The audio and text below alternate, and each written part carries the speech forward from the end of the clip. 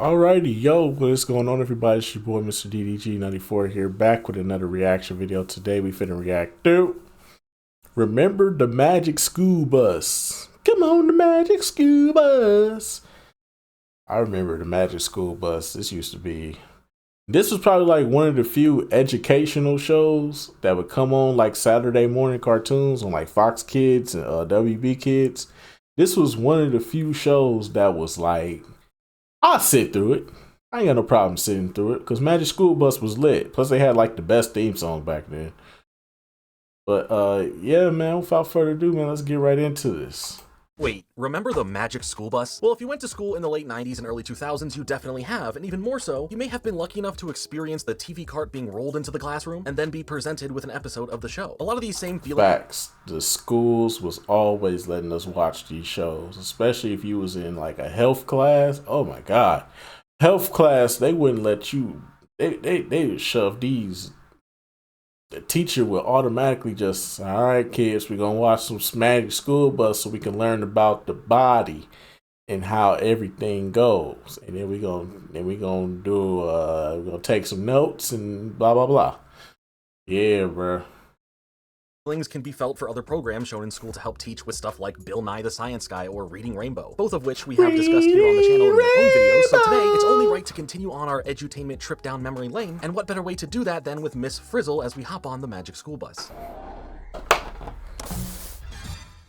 Imagine, if you will, that there was a way that you can experience what you are learning at school in a more hands-on and exciting way than just reading out of a textbook or Googling something online. You wake up, go to school, everything's normal, but your unconventional and eccentric teacher takes you and your classmates on a surprise field trip within, yep, you guessed it, a magical school bus that has the ability to basically do anything to fit the narrative or adventure going on. And then a bunch of weird stuff might happen to you personally. I mean, you try asking your parents to sign endless permission slips to go on dangerous adventures in an omnipotent school bus. The Magic School Bus is this collective shared memory of a form of escapism while still being able to learn and retain different subjects or lessons. Have you ever had a daydream while feeling a bit bored or distracted in class? Well, the Magic School Bus is kind of like how that would feel. What I mean by that is everyone learns differently in major or slight variations, and daydreaming, for example, while some teachers will see it as you not paying attention or caring, is something that had always helped me learn and understand things better than someone just saying things I don't yet know and me writing it down. I've talked about this somewhat before in another video when talking about Ned's Declassified School Survival Guide, but being able to combine your imagination with the different things you're learning can result in a better understanding of it. Not so much because you need to have an imagination that transforms the world around you so that you can go on ridiculous field trips in a cartoon bus, but the concept of seeing things in a different way and being able to build that connection from your brain to what you are learning through your own means. It's like hands-on learning in a way. I am personally going to learn a lot more about something if I am directly a part of understanding it versus just being told this is what it is because it is that way. Basically, that's how I see the Magic School Bus, a way to visualize a more hands-on and imaginative style of learning. Magic School Bus will be right back.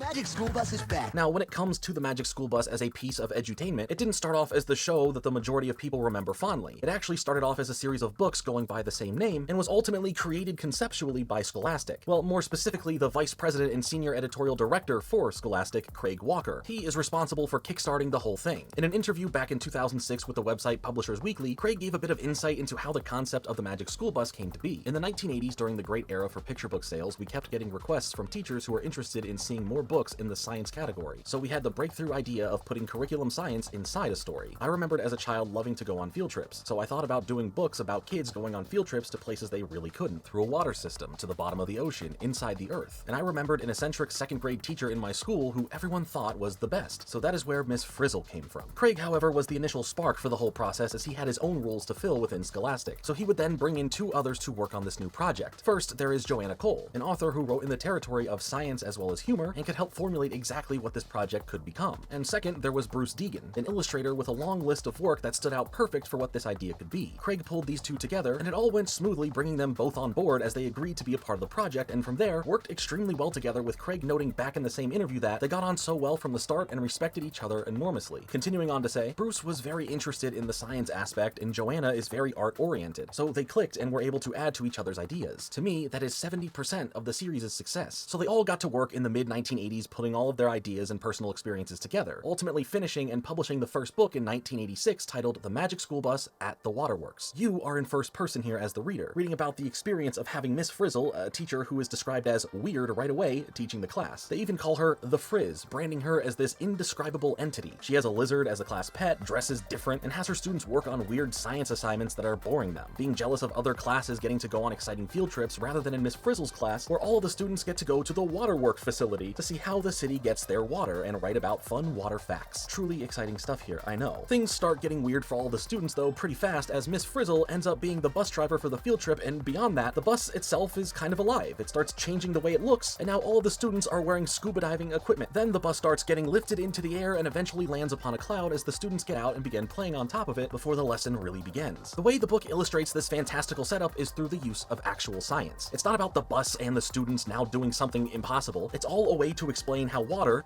well, works. You see explanations through the visuals of how water is technically in the air while also getting more and more facts about water to emphasize the lesson. Plus you get to see the personalities of the characters as well, getting these add-on speech bubbles that can build a connection for the reader to care about the characters on top of learning everything. When you think about it, it truly sounds like a lot to juggle, but in execution, Craig, Joanna, and Bruce were able to craft something beautiful here. The visuals bring you into this world showcasing both these crazy unrealistic situations, but also these near diagram-like setups that explain the science behind something in an easy to follow and to understand way. The first-person perspective makes you feel like you are a part of the class, as it molds the way you first see something like learning as being boring or a drag, and how bringing in this imaginative side really starts opening up how fun learning can be. Doing all of this while not sacrificing the actual learning part. You can see that on each page you have new information about the topic, some new facts to learn, some new process to then see happen, and it's all simplified enough and explained well enough for a young reader to retain. For example, with the first book still, Miss Frizzle magically has them all become drops of water, falling down from the clouds above, and then through the complex systems of how water is cleaned up, and then dispersed throughout their city. It all ends with the class getting back to school and working on an assignment to make a chart that basically explains all that they had just experienced, and when one student named Arnold drew a picture of a student inside of a drop of water, like they all just were, Miss Frizzle asks him, "Where do you get these crazy ideas, Arnold?" Ending the book with a bit of whimsy and a lot of gaslighting. Like all the students collectively remember what just happened. The other student who saw all the kids come back from the size of a drop of water to their regular size was clearly freaked out. The bus is literally flying past the window, and Miss Frizzle is still wearing her new octopus-themed dress. Jokes aside, I love how the book treats the reader. It doesn't try to outright shove information into your brain. It instead allows the information to flow out naturally through the fun narrative presented, helping you understand what it's trying to teach you without it feeling like its job was to teach you something. That way of learning through entertainment purposes is my personal favorite way of learning. I've mentioned it in other videos, but it's true. I would learn a lot more from a Bill Nye, a LeVar Burton, or a Miss Frizzle thanks to the mixture of education and entertainment, giving us edutainment, a way to learn and explore these educational curiosities without feeling like you're just being taught something. I think it's great, and like I said, it helped me throughout different periods of my life in school. By making sure that what they were making was both fun to read and that the science being put on display and being explained was correct, the Magic School Bus would start going on to be a big hit with the age demographic that it was aiming for, and even more so, a huge hit with teachers, as thanks to the teachers who supported it, they were the main vessels who would introduce the series to kids most times. I mean, this is all coming from Scholastic after all. That name was known by parents, teachers, and especially students alike. I feel like most people around my age all remember the Scholastic book fairs that would happen, and now I will get into the wider world of what the Magic School Bus produced in general later on in this video. So in the meantime, let's fast forward a bit as more books in the series come out every year or every other year, bringing us all the way up to 1994, where it was time to take all that makes the Magic School Bus,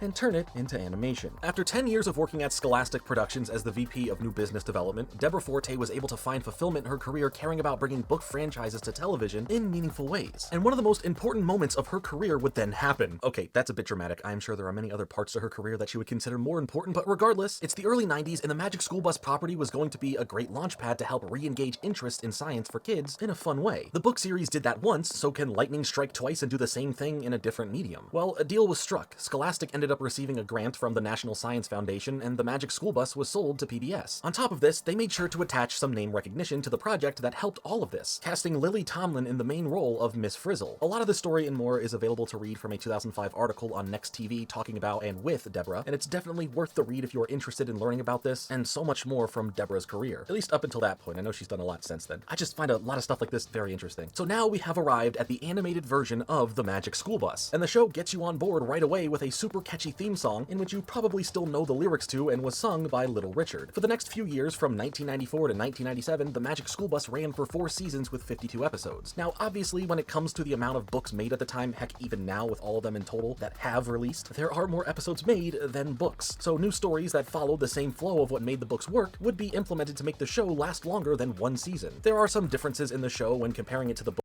I never knew it was that many episodes though. I never had a lot of Magic School Bus videotapes. I think I only had like I want to say I had like 4 Magic School Bus videotapes. I had the space one. I had the one where they went in Ralphie. Pause, no Diddy today, but they went inside Ralphie because he was sick.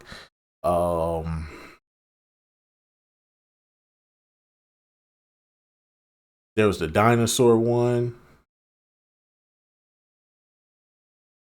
And I forgot the 4th one. Yeah, I forgot the 4th one. Trying to think what the 4th one was. I don't remember it, but it is what it is, though. Books, but what you get in the show is basically the same setup. You have a class full of students who are all taught by Miss Frizzle, and from there, the magic of the show does its thing, and you get the same vibe from the books here in the show. It just now gets to flesh out more, giving the bus itself more character, giving the class pet Lizard, or Liz, a comedic fun animal personality, and giving the kids a chance to really become a group of characters that you can connect with more. Scholastics, the Magic School Bus will be right back. Scholastics, the Magic School Bus is back. There are 8 students that take part in all of the wild adventures here. Arnold, Carlos, Dorothy, Keisha, Phoebe, Ralphie, Tim, and Wanda. Thanks to all their distinct personalities, the show does a great job at making you feel like these are the kids you went to school with. You can connect with the feeling of knowing which one is the class clown, who is the academic-focused one, who here is the more timid one. You know, the list goes on. But I love how each of the students are represented here. This was a diverse group of kids who would all continuously find this love of science through Miss Frizzle's spontaneous and reality-defying field trips. The goal of the show was to get any kid's attention to get them to have a fun time while genuinely learning something new, and I'd say it worked. I feel like my personal experiences and how I remember the show, or how other people who grew up in the back half of the 90s and early 2000s remember the show, is a testament to how effective it was and how it stuck in our brains. Each episode of the show would focus on a specific topic, like the solar system, germs, the weather, volcanoes, microbes, erosion, gravity, etc. The list goes on. But the show does something unique, and we can see that from the first episode. So let's take a look at how an average episode of the show would play out. First, we see all the students just working on their solar system diorama, as they have a special class visitor here to see just how great their class is. Her name is Janet, and she's Arnold's cousin. She's super smart, but in the I'm better than you type of way, and Arnold apparently has told her about these really out-of-this-world type of field trips his class gets to go on, leading to what becomes an odd thing for the show in general. It seems like these field trips and the Magic School Bus itself are all a secret from anyone else for the most part. The rest of the students are worried that Arnold was telling his cousin about this, and as we see in this episode, and beyond this throughout the series, these kids will go to great lengths to not let the greater world know about this. While Janet does come along here to witness all of the magic, you'll see what happens with how the show pushes this secret narrative from the first episode. But right off the bat, Miss Frizzle takes these kids on a field trip, and this, in a comedic way, ultimately leads them to go on a full space odyssey. The bus completely transforms into a rocket ship, putting everyone inside in spacesuits as it blasts off. We get to learn about the planets as we visit them, get into some trouble in an asteroid field that nearly makes them lost in space, and Miss Frizzle gets detached from the ship at one point and just drifts away and acts like it's all going to be fine. So far, this is a wild first episode of the series, but it's how we start getting to the ending that really cements it as something pretty crazy. Janet is completely obsessed with bringing home all of these space souvenirs to have proof of all of this happening. And hey, I get that, but going along with the whole agenda thing of keeping things a secret, she is worried about others believing her, as Arnold says that himself and the others here will know, and you know, that should be enough. And in fact, he goes so far to stop her from not wanting to go back home if she can't bring back proof that he takes his helmet off and literally freezes to death. Okay, Yep. Not completely to death. Janet realizes what is more important, gets his frozen body back on board the bus as they all head back to Earth, and Arnold is merely only affected with a cold from it all. At least Janet has a change in attitude, comes off a lot nicer in her tone, and had such a good time experiencing it all herself that it doesn't matter to her about others believing anymore. That's the episode. That's the structure for most episodes, minus having a character like Janet there all the time. But the whole secrecy thing is a fun rabbit hole to follow throughout the series in general. There are so many little things that can add up into these conspiracies that are just fun to put together. A couple years ago, a YouTuber named Alex Bale made a really fun video digging into the conspiracies of this, pointing out the instances of this happening throughout the show, and so much more. It's a really fun video that I think is perfect for the Halloween season to relax and watch, as the way it's presented has a very fun and unsettling vibe to it. It's a great video. video, make sure to check it out. Aside from all of that, and I guess something that I can relate back to that in a way, is the special ending segments for the episodes. At the end, we get to meet a couple of other characters named the Producers, who essentially act as a hotline for some fictional viewer of the Magic School Bus, who calls out things from the show like something not being scientifically accurate enough, and then getting it explained back to them about liberties being taken for the sake of entertainment. So in a way, it serves as an asterisk at the end to cover up things they had to overlook in the show itself. Then it also makes it feel all meta. The Magic School Bus is some show within a cartoon world that is supposed to be the real world, but it's all a show itself because these characters aren't the real producers of the show, and this is really just them adding in some more facts while in a fictional space. It's weird, it's fun, and it adds to the whole mystery of conspiracies and oddities that you can find within the show. The series performed greatly on PBS, ending its run as one of the highest rated shows for the network, as it then continued to have a solid second life through reruns across other networks, like being on Fox Kids, TLC, and Discovery Kids. This helped keep the magic of the show alive for other generations up into the early 2010s to be able to watch and experience, and aside from that, it had also been kept alive thanks to teachers playing episodes of the series in class, much like teachers did with the original books when they first came out. On the Homefront side of things, it wasn't uncommon for a kid to have some of the books, it's from Scholastic after all, but it was also easy to sell parents on picking up a VHS or a DVD release of the cartoon because they could trust the educational value of the program. Aside from the original books and the original cartoon, the Magic School Bus ended up producing more ways to experience these magical adventures. There were full-on chapter books rather than just the original picture books, special TV tie-in kits that can help you be more hands-on, a few PC games, a Nintendo DS game that, funny enough, released in 2011. There was also a series of books that Joanna and Bruce created titled Miss Frizzle's Adventures that has her traveling through time with a watch to teach social studies instead of science. And Scholastic, along with the American Meteorological Society and the Children's Museum of Houston, even built a special exhibit that was also funded by the National Science Foundation called The Magic School Bus Kicks Up a Storm, where you could partake in scientific activities all set to the theme of the show. Magic School Bus will be right back. Magic School Bus is back. But that's not where the legacy of the Magic School Bus ends, as in 2014, it was announced that Netflix, along with Scholastic, were bringing back the series in a brand new way. Originally going to be titled The Magic School Bus 360 Degrees, the show was set to have a semi-sequel reboot feeling, bringing in a bit of the old and introducing a bunch of the new. 3 years later, in 2017, the series would officially premiere and go by the new title of The Magic School Bus Rides Again. Here, we follow Miss Frizzle taking her students on wacky field trips to learn about specific subjects, but it's not the same Miss Frizzle. This is her younger sister Fiona, as the original Miss Frizzle is now known as Professor Frizzle, and is retired from being a teacher, but she is in the series and is still voiced by Lily Tomlin. The new Miss Frizzle is voiced by Kate McKinnon, and I think that's a pretty good fit. This new series had a different art style, it had new adventures, and it ended up lasting for 2 seasons with 26 episodes, as well as having 4 specials released a couple years later that were a bit longer than the average episode. Early on, the reception of the show was pretty mixed thanks to fans who grew up with the original being worried about what this would turn into, but it did receive pretty good feedback from reviewers and those who oversee children's media to rate if it actually is a good thing for a kid to watch. So that is nice to hear that overall this new series still captured the magic of the original, at least somewhat. I personally haven't seen it, so I can't speak to that, but if you have, then please feel free to let me know in the comments your thoughts on it. But as far I'm not checking for what the fuck I look like going back checking on some new Magic School Bus. I don't care. I stick with the original, bruh. The original will always be better, bruh.